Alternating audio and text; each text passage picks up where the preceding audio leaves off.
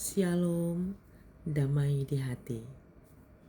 Bapak, Ibu, saudara-saudaraku yang dikasihi dan diberkati Tuhan, Jemaat Gemim Gloria Jakarta Selatan dan simpatisan, serta para pendengar renungan di pagi hari ini, kita semua bersyukur kepada Tuhan karena kita percaya kita boleh ada di hari yang baru.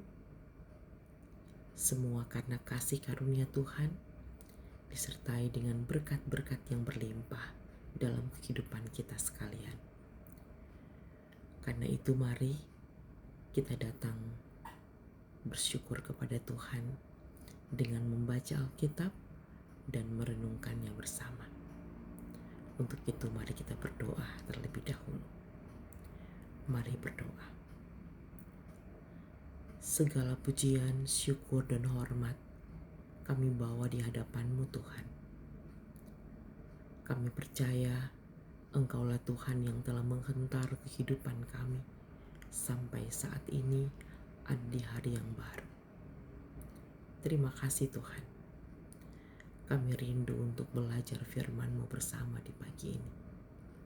Mohon Tuhan menolong kami, membimbing kami dalam terang kuasa Roh Kudus-Mu, agar kami boleh memahami firman-Mu dan mewujud nyatakan itu dalam kehidupan seharian kami.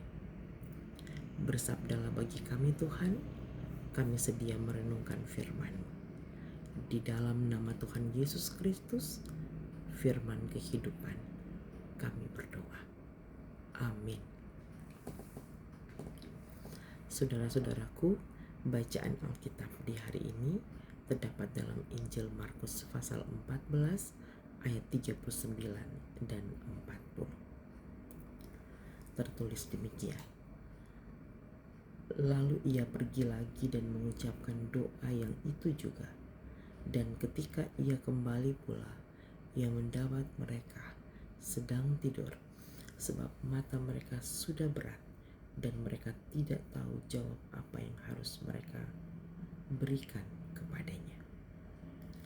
Demikianlah pembacaan Alkitab dan tema renungan harian keluarga di hari ini adalah Yesus Kristus berdoa lagi.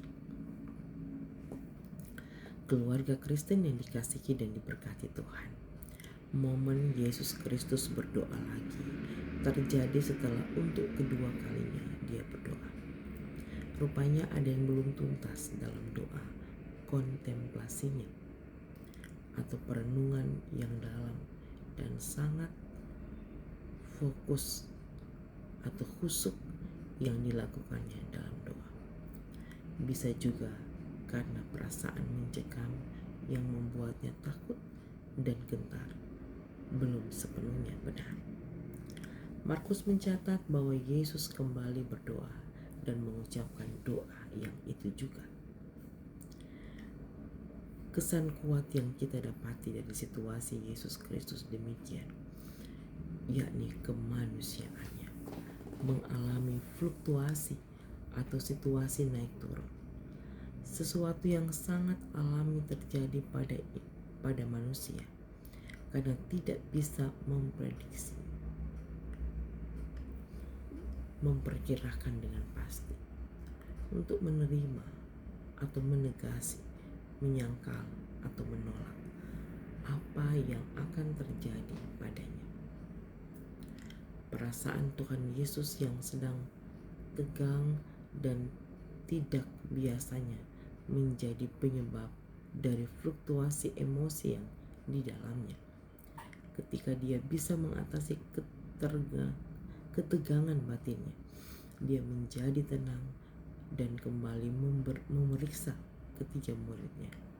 Sebaliknya, ketika dia kembali merasakan suasana batin mencekam dan kembali berdoa, yang menarik dari situasi fluktuasi emosi yang Yesus Kristus alami adalah dia tetap konsisten dengan apa yang didoakannya, yaitu ya Bapa,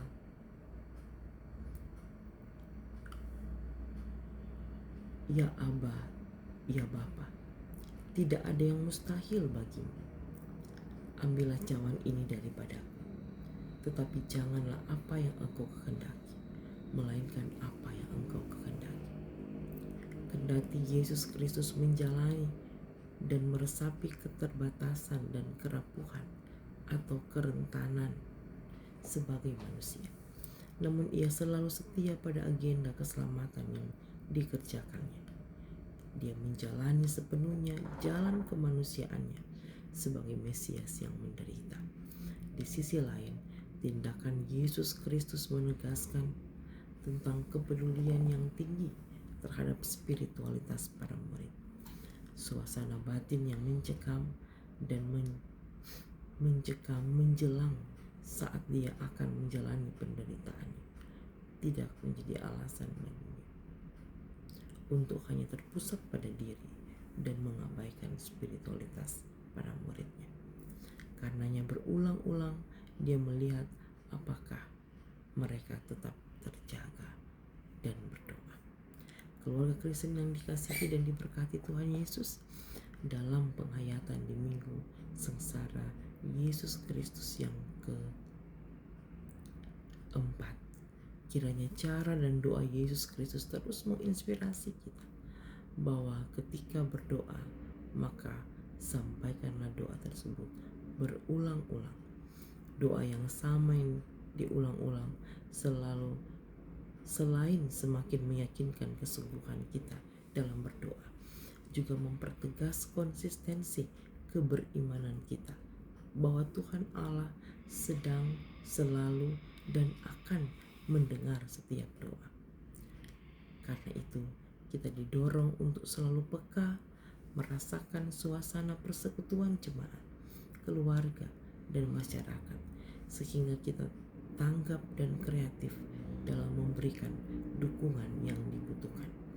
Pergumulan, tantangan, suasana batin yang terganggu tidak menjadi alasan untuk mengabaikan kebutuhan orang lain dalam persekutuan jemaat, keluarga, dan masyarakat.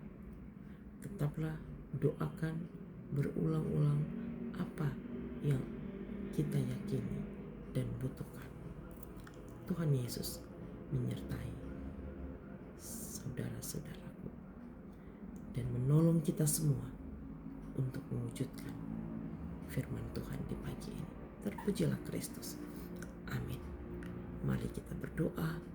Ya Tuhan Allah, dampingilah kami terus dalam menjalani hari-hari anugerah-Mu, agar dalam situasi hidup yang naik turun, kami tetap dapat menghasilkan banyak perbuatan baik yang menjadi berkat bagi diri sendiri, keluarga, jemaat, dan masyarakat, dalam nama Yesus Kristus, Tuhan kami.